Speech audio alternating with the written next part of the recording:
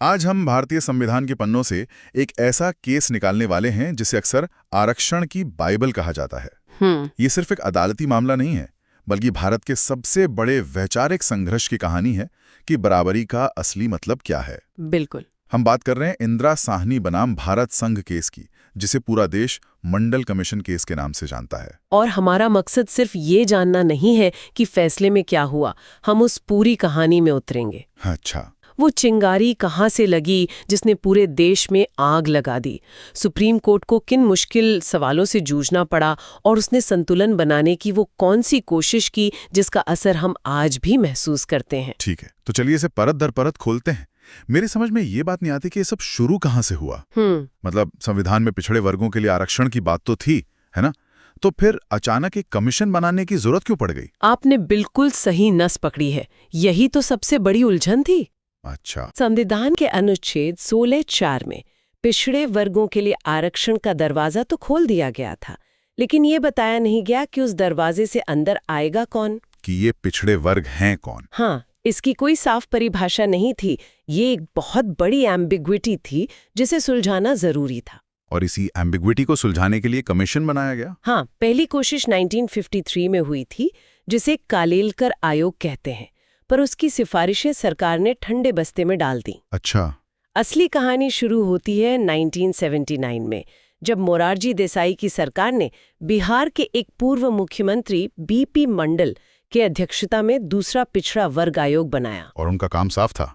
बिल्कुल, पूरे भारत में घूमकर सामाजिक और शैक्षणिक रूप से पिछड़े वर्गों, यानी जिन्हें हम आज ओबीसीज कहते हैं, उनकी पहचान करना। तो इस आयोग ने क्या पाया? जरूर कुछ ऐसा मिला होगा जिसने दिल्ली में बैठे लोगों को हिला कर रख दिया होगा। हिला के रख दिया ये तो बहुत छोटा शब्द है। आयोग ने 1980 में जो रिपोर्ट दी वो एक तरह का सामाजिक राजनीतिक भूकंप था। ऐसा क्या था उसमें? पहली और सबसे बड़ी बात उन्होंने ये कही कि भारत में पिछड़ेपन की जड़ जाति है। ये कहना ही अपने आप में एक बहुत बड़ा स्टेटमेंट था। सही बात है। और इसके आधार पर उन्होंने पूरे देश में 3743 जातियों की पहचान की जिन्हें ओबीसी माना जाना चाहिए। 3743, और इनकी आबादी को लेकर भी तो एक चौंकाने वाला आंकड़ा था। हाँ, और वही आंकड़ा इस पूरे खेल का केंद्र बन गया। मंडल कमीशन ने अनुमान लगाया कि इन ओबीसी जातियों की आबादी देश की कुल जनसंख्या का लगभग 52% है। 52%? 50% से भी ज्यादा? 50% से ज्यादा। ये आंकड़ा सामने आते ही ये साफ हो गया कि ये सिर्फ एक छोटे समूह का मुद्दा नहीं है, ये देश की आधी से ज्यादा आबादी का सवाल है। और इसी 52% आबादी के लिए उन्होंने 27% आरक्षण की सिफारिश की।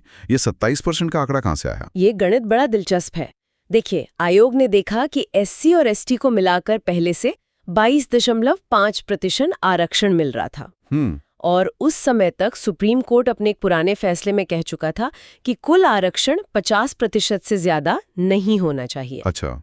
तो मंडल कमीशन ने हिसाब लगाया कि अगर हम ओबीसी को 27% आरक्षण देते हैं तो कुल मिलाकर ये 49.5% होगा, यानी 50% की लक्ष्मण रेखा के ठीक अंदर। बिल्कुल। ये तो गणित के हिसाब से बिल्कुल सही लगता है, लेकिन इतनी तार्किक सिफारिश के बावजूद इस रिपोर्ट पर 10 साल तक कोई कार्रवाई नहीं हुई।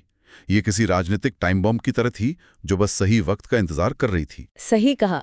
आखिर 1990 में ऐसा क्या हुआ कि सरकार ने इस बम को फोड़ने का फैसला कर लिया? यही तो इस कहानी का सबसे नाटकीय मोड़ है। 10 साल तक रिपोर्ट धूल खाती रही। फिर 1990 में वीपी सिंह की राष्ट्रीय मोर्चा सरकार सत्ता में थी।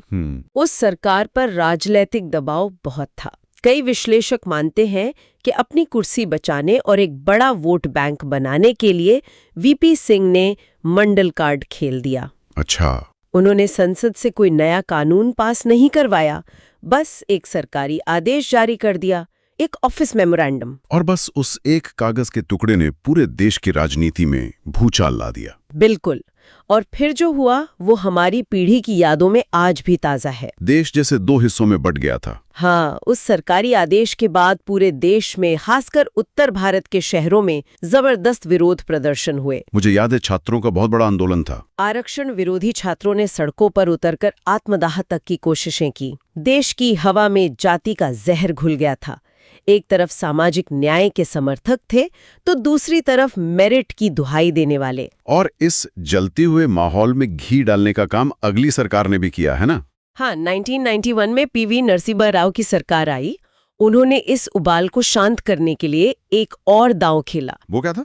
उन्होंने एक और सरकारी आदेश जारी किया जिसमें उन्होंने 27% ओबीसी कोटे के अंदर ही एक इकोनॉमिक क्राइटेरिया डालने की कोशिश की और साथ ही एक पूरी तरह से नई चीज कर दी। मतलब?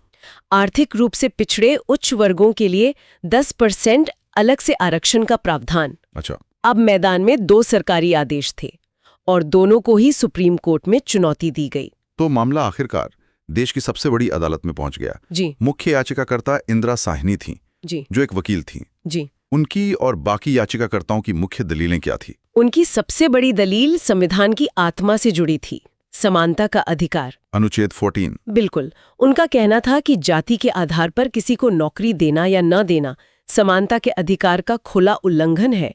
इससे समाज हमेशा के लिए जातियों में बंट जाएगा। लेकिन योग्यता या मेरिट वाली दलील अपने आप में थोड़ी मुश्किल है, नहीं?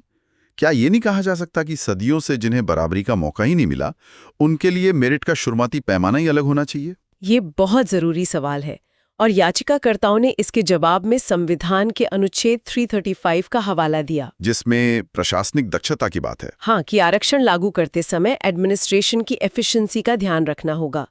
उनकी दलील थी कि अगर आप सिर्फ जाति देखकर नौकरियां देंगे तो काबिल लोग पीछे रह जाएंगे और सरकारी कामकाज का स्तर गिरेगा। उन्होंने मेरिट को सबसे ऊपर रखा। जाहिर है ये कोई आम केस नहीं था।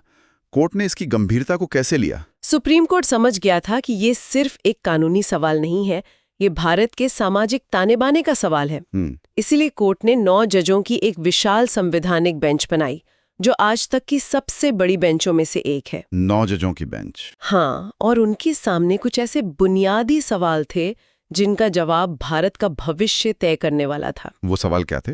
पहला और सबसे बड़ा सवाल, क्या पिछड़ेपन की पहचान सिर्फ जाति के आधार पर की जा सकती है? अच्छा। दूसरा, क्या आरक्षण की कोई ऊपरी सीमा होनी चाहिए या ये 50% से ज्यादा भी हो सकता है?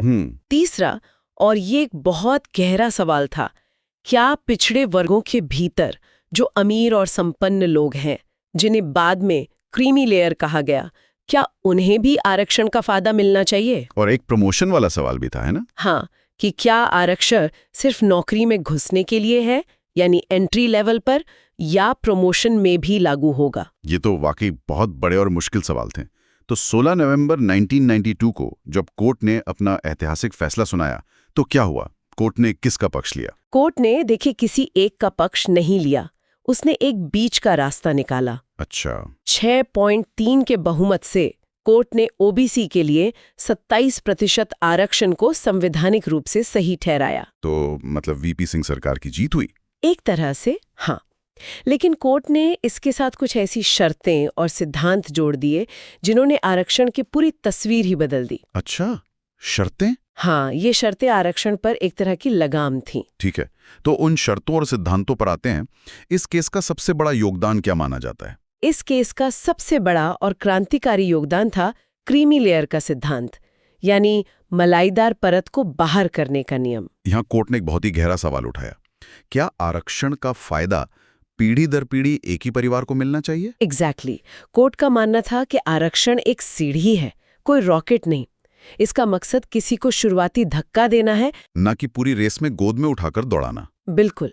कोर्ट ने कहा कि पिछड़े वर्गों के भीतर भी कुछ परिवार हैं जो सामाजिक और आर्थिक रूप से बहुत आगे बढ़ चुके हैं। अगर उनके बच्चे भी आरक्षण का लाभ लेते रहेंगे तो उन्हीं की जाति के असली जरूरतमंद लोग उस सीढ़ी तक कभी पहुंच ही नहीं पाएंगे। मतलब ये आरक्षण के भीतर ही एक फिल्टर था? हाँ, ये सुनिश्चित करने का एक तरीका था कि सीढ़ी पर चढ़ चुके लोग दूसरों के लिए भी जगह बनाएं। लेकिन क्या ये सभी आरक्षित वर्गों पर लागू हुआ? नहीं। कोर्ट ने साफ किया कि क्रीमी लेयर का सिद्धांत सिर्फ ओबीसी आरक्षण पर लागू होगा, SC/ST पर नहीं। समझ गया। ये था पहला बड़ा सिद्धांत। और दूसरा था 50% की लक्ष्मण रेखा। 50% की सीमा? हाँ, एक तरफ तो कोर्ट ने ओबीसी आरक्षण को सही ठहराया, लेकिन दूसरी तरफ 50% की एक लक्ष्मण रेखा भी खींच दी। कोर्ट ने कहा कि आरक्षण एक दवाई की तरह है। ये जरूरी है, लेकिन इसका डोज 50% से ज्यादा नहीं हो सकता, वरना ये फायदे की जगह नुकसान करने लगेगी। समानता का अधिकार मेन कोर्स है और आरक्षण एक साइड डिश, जो मेन कोर्स पर हावी नहीं हो सकती। बिल्कुल। क्या इस 50% के नियम का कोई अपवाद भी था? कोर्ट ने एक बहुत छोटी सी एक खिड़की खोली रखी। उन्होंने कहा कि सिर्फ बहुत ही असाधारण परिस्थितियों में, जैसे किसी दूर दराज के आदिवासी इलाके के लिए जहां लोग मुख्य धारा से पूरी तरह कटे हुए हों, इस सीमा को लांघा जा सकता है, लेकिन उसके लिए सरकार को बहुत ठोस कारण देने होंगे। वाह, तो कोर्ट ने प्रमोशन में आरक्षण को पूरी तरह से खारिज कर दिया। ये तो बहुत बड़ा कदम था। इसके पीछे कोर्ट की सोच क्या थी? कोर्ट का तर्क ये था कि आरक्षण का मकसद है उन लोगों को सिस्टम में एंट्री दिलाना जिन्हें ऐतिहासिक वजहों से दरवाजे पर ही रोक दिया गया था। अच्छा। लेकिन एक बार कोई नौकरी में आ गया तो उसके बाद वो एक कर्मचारी है।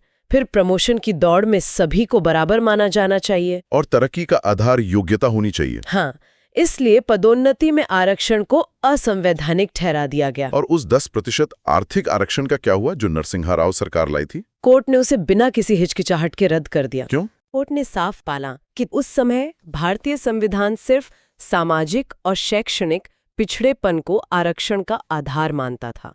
सिर्फ आर्थिक आधार पर आरक्षण देना संविधान के मूल ढांचे के खिलाफ है।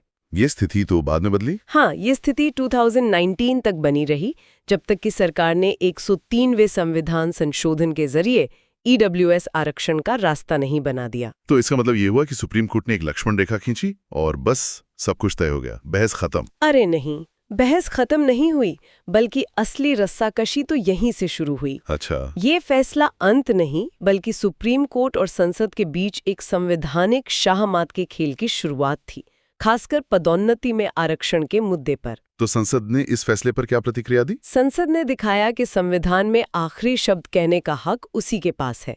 कोर्ट के फैसले के उन हिस्सों को बेअसर करने के लिए जो सरकार को पसंद नहीं थे, संसद ने एक के बाद एक कई संवैधानिक संशोधन किए। मतलब ये असल में सुप्रीम कोर्ट के फैसले पर संसद का जवाब था? हाँ, कुछ ऐसा ही समझिए।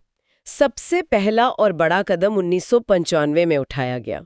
क्या किया उन्होंने? पदोन्नति में आरक्षण नहीं वाले फैसले को पलटने के लिए संसद 77वां संविधान संशोधन लाई और संविधान में एक नया क्लॉज अनुच्छेद 16(4)(a) जोड़ दिया। अच्छा।